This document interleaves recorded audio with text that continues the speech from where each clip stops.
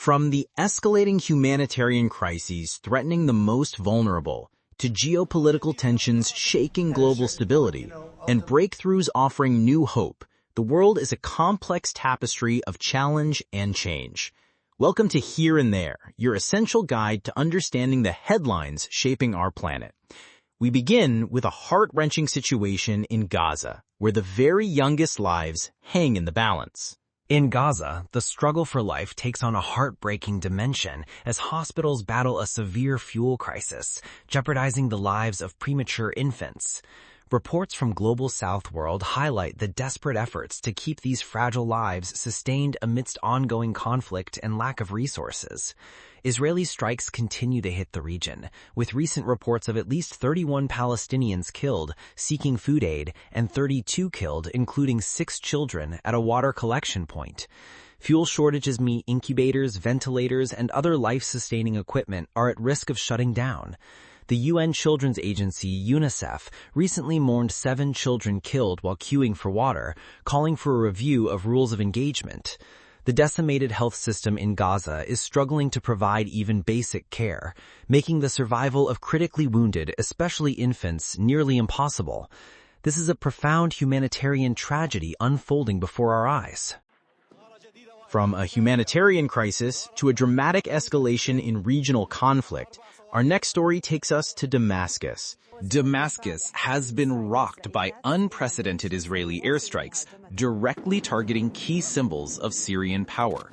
Reports confirm that the Syrian presidential palace and the general staff headquarters were hit in these overnight operations.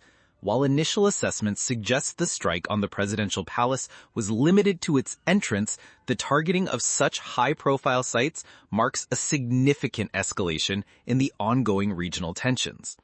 The Israeli military has stated these strikes were in response to the Syrian regime's actions against Druze civilians in southern Syria, particularly in the Sweda province, where fighting has intensified following a ceasefire collapse. Israel's defense minister has warned Damascus that painful blows would follow if it didn't cease its actions against the Druze community.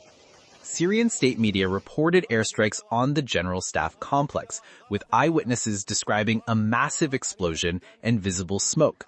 Casualties, including injuries, have been reported, with some sources indicating damage to the Ministry of Defense building. This surge in military activity highlights the volatile situation in Syria, especially with the recent change in leadership following the ousting of President Bashar al-Assad.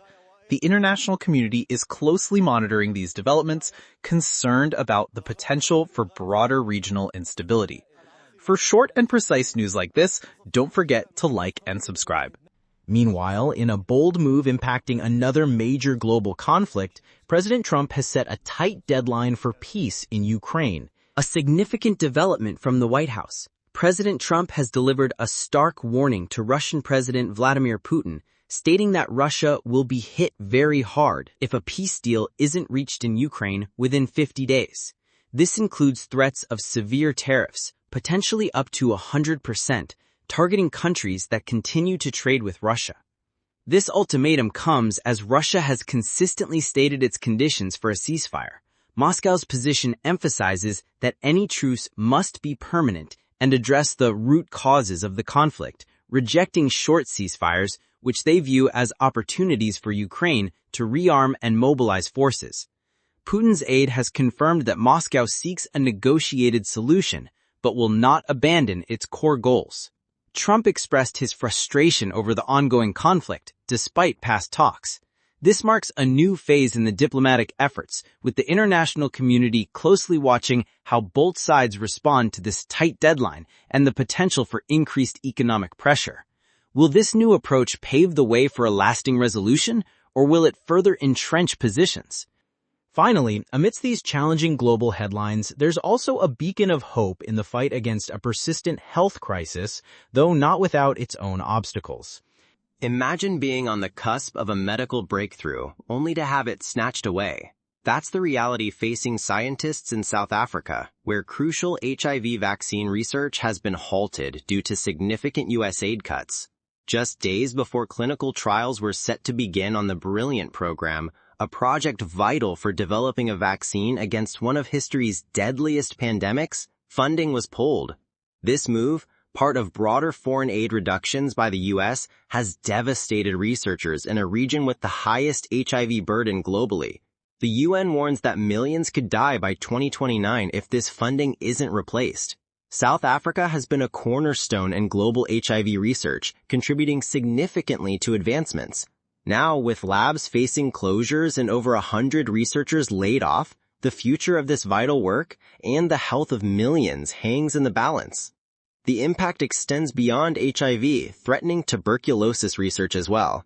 This isn't just a South African crisis, it's a global setback in the fight for health equity.